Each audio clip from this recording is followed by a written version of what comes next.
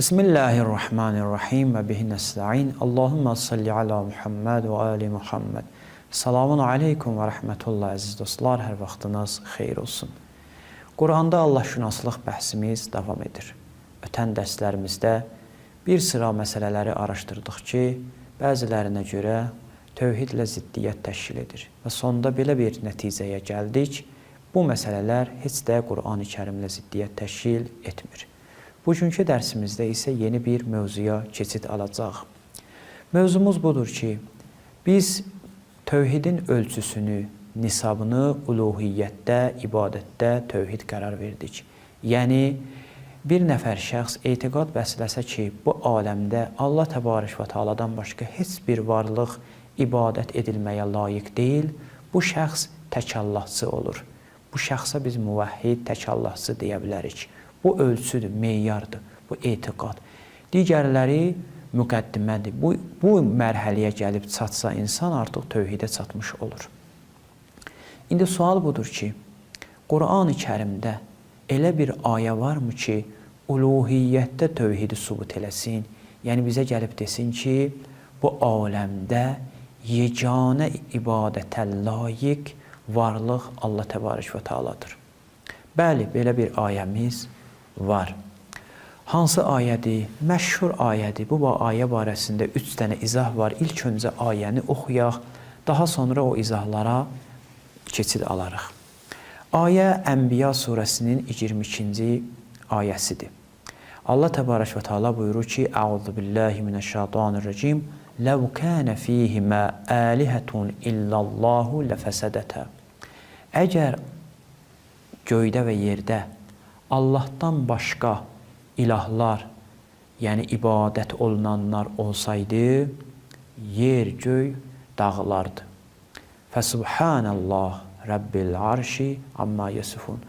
Allah onları vəsf edəndən pakdır. Bir nöqtəyə toxunum, qrammatik bir nöqtədir. Daha sonra keçək təfsirə. Buradakı deyir illallah, bəziləri bunu istisna götürürlər. Yəni, göydə və yerdə ilahlar olsun, illallah. İllallah, yəni Allah olmasın. Yəni, Allahsız. Yəni, ilahlar var, amma Allah yoxdur orada. Bunun mənası budur ki, əgər belə götürsək, əgər Allahlar olsa və onun kənarında Allah olsa, eybi yoxdur. Bəziləri bu cür izah etməyə çalışıblar. Amma əslində bu cür deyil. Burada illanın mənası qeyrdir, başqa deməkdir. Göydə və yerdə Allahdan başqa Allahlar olsaydı, ibadət olunanlar olsaydı, göylər və yerlər fasid olardı. Bu əslində xüsusi bir sübutdan ibarətdir. Bunun bir dənə müqəddiməsi var, 2 dənə müqəddiməsi var, 1 dənə nəticəsi var. Birinci müqəddiməni deyib, ikinci müqəddiməni deməyib və nəticəni də deməyib. Niyə? Çünki aydındır ikinci müqəddimə. Birinci müqəddimə nədir? Birinci müqəddimə budur ki, əgər göylərdə və yerdə Allah təbarək və teala'dan başqa Allah olsaydı, yer-göy dağılardı. Bu birinci müqəddimə. Amma yer-göy dağılmayıb. Nəticə, göylərdə və yerdə Allahdan başqa ibadət olunan bir varlıq yoxdur. Amma aydın olduğuna görə ikinci müqəddiməni silib və buna deyirlər istisnai də o sübutun bir növüdür. Ki, öz yerində bəhs olunur, biz istəmirik çox da terminlə danışaq. Bu ayənin izahı nədir? Ayə nə demək istəyir? Necə göylərin və yerin fasid olması ilə Allah təbarək və teala'nın ibadətə layiq olması arasında bir rabitə var. Yəni, əgər Allahdan başqa ibadətə layiq olan varlıq olsaydı, diqqət edin ha, İlah yəni nə? Yəni mə'luh, ibadət olunan. Yəni Allah da Allahdan başqa bir Allah olsaydı, yəni ibadət olunan bir varlıq olsaydı yerdə, göydə, yer-göy dağılardı. Bunun rabitəsi nədir? Bu 2 dənə məsələnin. 3 dənə burada yanaşma var. Bir dənə səthi yanaşma var, adi yanaşma var. Bir dənə çox yüksək yanaşma var ki, fəlsəfi yanaşmadır. Bir də Ayətullah mərhum Misbah Yəzdi ağanın yanaşmasıdır ki, əslində Bu elə Əllamə Təbatabainin oxunuşudur. Bu ayənin 3 dənə oxunuşu və təfsiri var. Birinci təfsirə görə ki, sadədir, bəsitdir, adidir, ürfün dili ilə danışır, amma çox iradları var, qəbul oluna bilməz. Birinci yanaşma budur ki, məsələn, biz deyir, onlar nümunələrdən danışırlar da, məsələn, bir dənə kəndi nəzərdə tutun, o kəndin 2 dənə hakimi ola. Bizdə indi deyirlər ki, nümayəndə də kənd nümayəndəsi. 2 dənə nümayəndə ola. Görürsən ki, 2 dənə nümayəndə olsa, qarışır aləm bir-birinə. Bu bir söz deyir, o bir söz deyir, nizam-intizam pozulur, fasid olur, dağılır. Aləm də bu cürdür. Əgər 2 dənə Allah olsaydı, bu belə deyəcəkdi, biri o cür deyəcəkdi, bu aləm dağılacaqdı. Deyir o, bir dənə misal var, deyir o, aş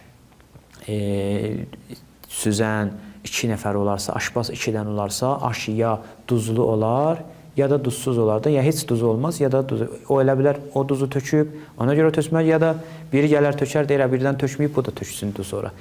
Bu da ona bənzəyir. Aləm dağılır. Bu sadədir əlbəttə, bu adi bir izahdır. Çünki bizim nə qədər nümunələrimiz var, gətirə bilərik bu aləmdə ki, 2 dənə hakimdir, 2 dənə nümayəndədir, gözəl yola gedirlər və birlikdə işi gözəl şəkildə qabağa da aparırlar. Bu ola bilməz, bu izah yanlış izahdır. Keçək ikinci izaha. İkinci izah isə dəqiq izahdır. Fəlsəfi terminlərdən istifadə edirlər. İkinci izaha görə Allah Təbarək və Teala biz bilirik ki, zəruri varlıqdır. Zəruri varlığın mənası budur ki, bu mümkün varlığı var edir. Onun ehtiyacını ödəyir. Mümkün var olması ondandır. İndi bunlar deyirlər ki, əgər 2 dənə bu aləmdə zəruri varlıq olsaydı, o zaman heç bir varlıq var ola bilməzdi. Bu aləm gərək heç var olmayaydı. Necə? Məsələn, mən bir nümunə istəyirəm, bir göstərəm. Vərəqlərdən bunu istəyirəm, göstərəm sizə. Təsəvvür edək ki, bir dənə burada varlıq var. Hər hansı bir varlıqdır. Hələ bir var olmayıb da, mümkündür. Allah Təbarək və Teala gəlib bunu bir dənə Allah, 2 dənə Allah var da, deyək ki, biri gəlib bunu var etmək istəyir. Bu var edə bilər bunu, bəli, çünki zəruri varlıqda var edə bilər. O digəri necə? Məsələn, deyək ki, A, B varlığı. B də bunu var edə bilər, bəli, var edə bilər. Hər ikisi bunu var edə bilər. Əgər A bunu var etsə, artıq bu var olub. B-nin var etməsinin mənası yoxdur. Əgər B bunu var etsə, artıq bu var olub. A bunun var etməsi mənasızdır. Yəni, bu artıq onun nəticəsidir. İndi sual. Sual budur ki, ikisi də bunu var edə bilər. Hansı bunu var edəcək? Kimsə deyə bilər ki, A var edəcək. Niyə A var etdi, B var etmədi? Kimsə deyə bilər ki, B var etdi. Niyə B var etdi? Buna deyərlər səbəbsiz önə keçmək. Nə üçün? Hər ikisi də var edə bilərdi. Var etməsi eyni səviyyədə idi. Amma gəlib A var etdi, bunu B var etmədi. Ya B var etdi, A var etmədi. Buradan məlum olur ki, bu gərək heç var olmasın. Çünki burada artıq var olması üçün bərabərdir və dediyimiz problem qarşıya gəlir. Nəticə bu olur ki, əgər 2 dənə Allah olsa bu aləmdə, buna deyərlər təmanu subutu. Bir-birini mən etmək, bir-birinin qarşısını almaq. 2 dənə zəruri varlıq bu aləmdə olsa, təvarudu illətəyn əla məlulun vahid deyərlər. 2 dənə illətdir, səbəbdir. Bir dənə varlığı var etmək istəyirlər. Bu mümkünsüzdür. Çünki elə olsa, onda gərək heç bir varlıq var olmasın. Ayə də buna işarə edir. Əgər göydə və yerdə Allahdan başqa bir varlıq olsa, göy və yer dağılar. Yəni, heç bir vücuda gəlməz. Siz özünüz də görürsünüz ki, bu dəlil öz-özlüyündə doğru, gözəl dəlildir. Amma zəruri varlığı çox olmasını inkar edir. Ki, bir dənə ola bilər. Amma ayə zəruri varlıqdan danışmır. Ayə ilahdan danışır, ibadətdən danışır. Ayə deyir ki, göylərdə və yerdə Allahdan başqa ilah olsa, ibadət olunan bir varlıq olsa, göy yer dağlar, demir ki, zəruri varlıq olsa. Buradan məlum olur ki, bunların dediyi dəlil öz yerində gözəldir, doğrudur, zəruri varlığı sübut edir. Amma ayə ilə heç də üst-üstə düşmür. İnşallah növbəti dərsimizdə Ayətullah mərhum Misbah Yezdi ağanın bu barədə nəzərini oxuyarıq. Vəssalamu aleykum və rəhmətullahi və bərəkatuhu.